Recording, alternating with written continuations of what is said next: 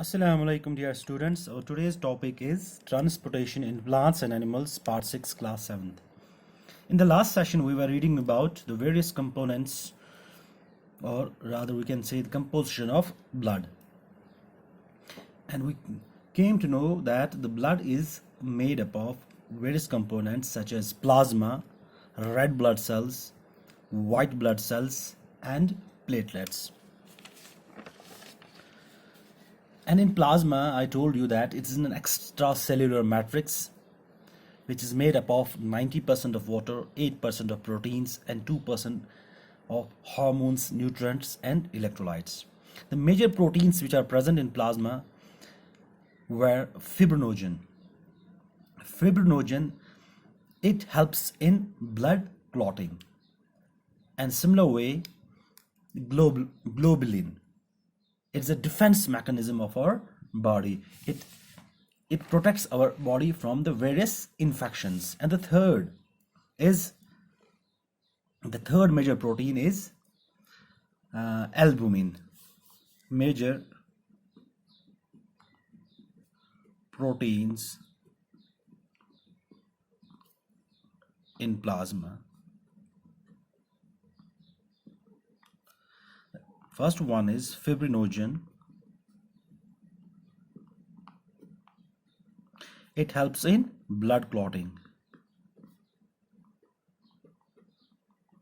Whenever we get a cut anywhere in our body, the blood gets clotted after some time. जो cut लगता है तो blood जो है वो क्लॉट हो जाता है, रुक जाता है, वो वहाँ पे एक आप मानिए कैप जैसी बन जाती है वहाँ पे, ताकि फर्दर ब्लड लॉस ना हो. That is blood clotting. जो फिब्रिनोजन प्रोटीन है, it helps in blood clotting. Similarly दूसरा जो प्रोटीन है, दैट्स ग्लोबुलिन. ये क्या करता है? It's our defence mechanism. ये हमें किससे बचाता है? The various infections. It's a defence mechanism. Defence mechanism of our body.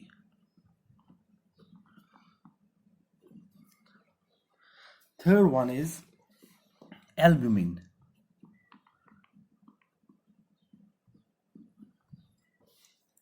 It helps in the osmotic balance. मतलब वाटर बैलेंस, जो हमारी सेल्स में वाटर बैलेंस होता है, albumin helps in keeping the osmotic balance in our cells. Now the second component, ये हम plasma के बारे में कह रहे थे. अब जो हमारा सेकंड कंपोनेंट है ब्लड का, जो सेकंड कंपोनेंट है, that's red blood cells. Red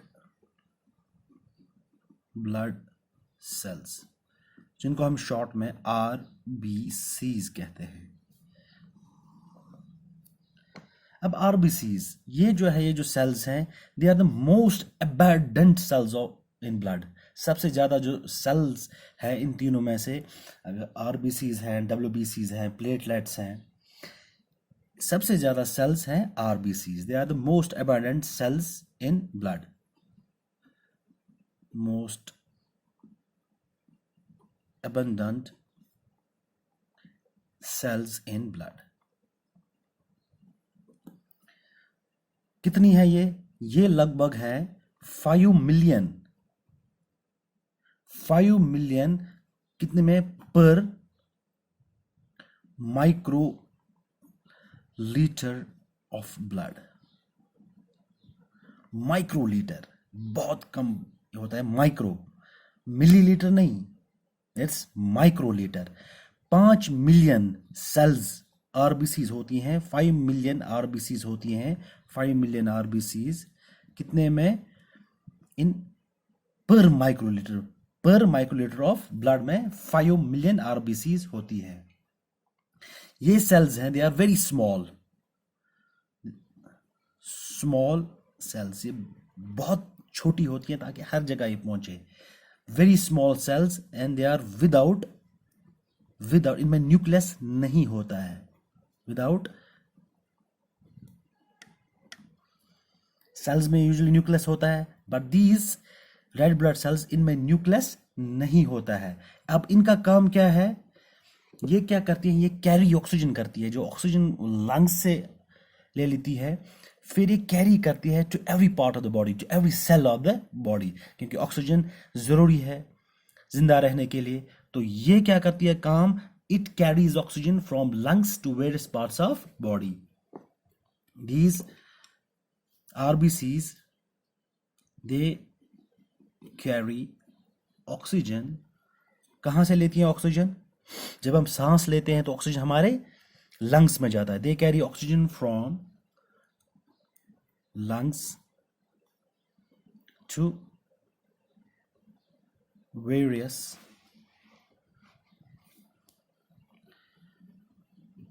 parts of body.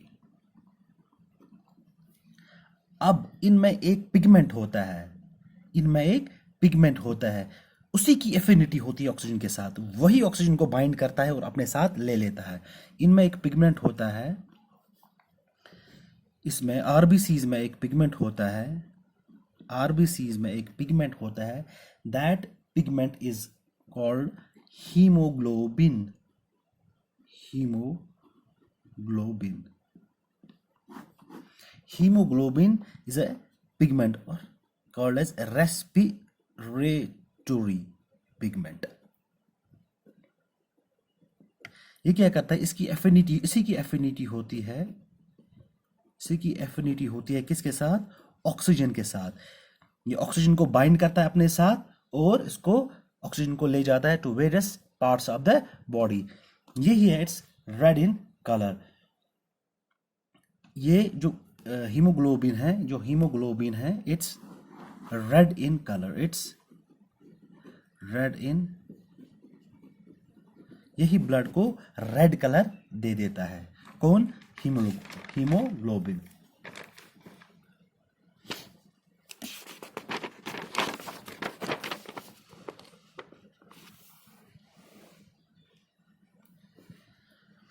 अब जो ब्लड है, अगर हम ब्लड ले लेंगे, for example we take blood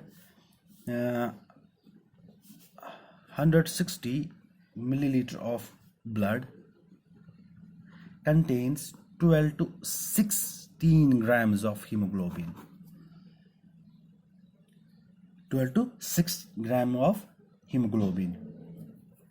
अब जो इनका, मैंने आपको बोला जो आरबीसीज है, इनका साइज स्मॉल होता है, इनका साइज बहुत ही स्मॉल होता है, इनका साइज बहुत ही छोटा होता है, इसीलिए ये ट्रैवल करते हैं थिन कैपिलरीज में। कैपिलरीज में आपको आगे पढ़ाऊंगा, the blood vessels, veins, arteries and capillaries, ये छोटी छोटी सी, ये हमारे रग यथवनांश, वहाँ से ये इनका साइज छोटा होता है, इसीलिए ये ट्रैवल करती है टू थिन कैपिलरीज। अब ये कहाँ प्रोड्यूस होता है, they are produced, RBCs are produced in bone marrow,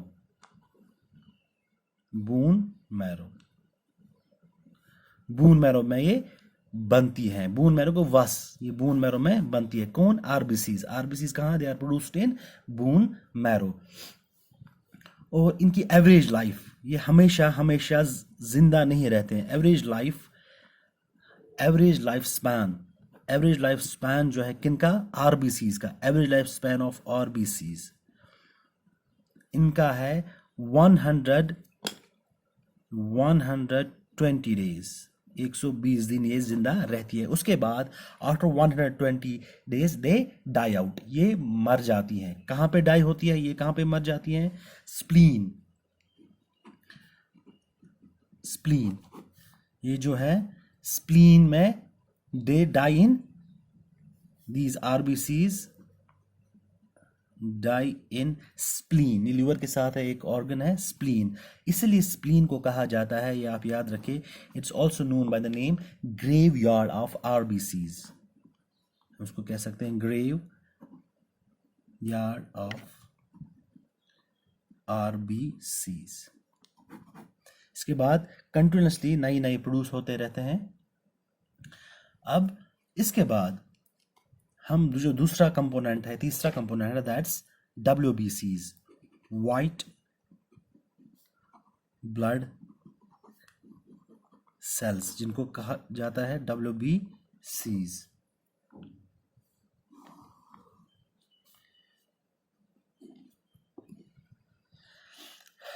they are also known by the name, इनको दूसरा नाम कहते हैं ल्यूकोसाइट्स। ल्यूकोसाइट्स ये इनका नंबर जो है उससे कम है, दे आर जो आरबीसीज है उनसे इसका number they are lesser in number than RBCs. कितना नंबर है ये? लगभग 4000 टू 11,000, 4000 से 11,000 WC प्रेजेंट होते हैं पर माइक्रोलीटर ऑफ ब्लड। 4000 से 11,000 पर माइक्रोलीटर। आरबीसीज कितनी थी? About 5 million RBCs. अब वो दे वायर आरबीसीज वायर, उनको न्यूक्लियस नहीं था, they were without nucleus. But ये जो है ये आर न्यूक्लिएटेड कलरलेस, उनका रेड कलर था। They are nucleated colourless cells, nucleated colourless cells उनका, क्योंकि there is no haemoglobin. Haemoglobin RBCs में है, इसलिए इनको रेड कलर मिलता है। इसमें हीमोग्लोबिन है, दे आर कलरलेस। ये क्या करती है काम? The main function is they help in fighting infection. अगर इन्फेक्शन हो, अगर हमारी बॉडी पे इन्फेक्शन हो, हमारी बॉडी में इन्फेक्शन हो या कोई डिजीज लग जाए तो हमें हेल्प करती हैं। It forms a defence mechanism. और क्या करती हैं? And builds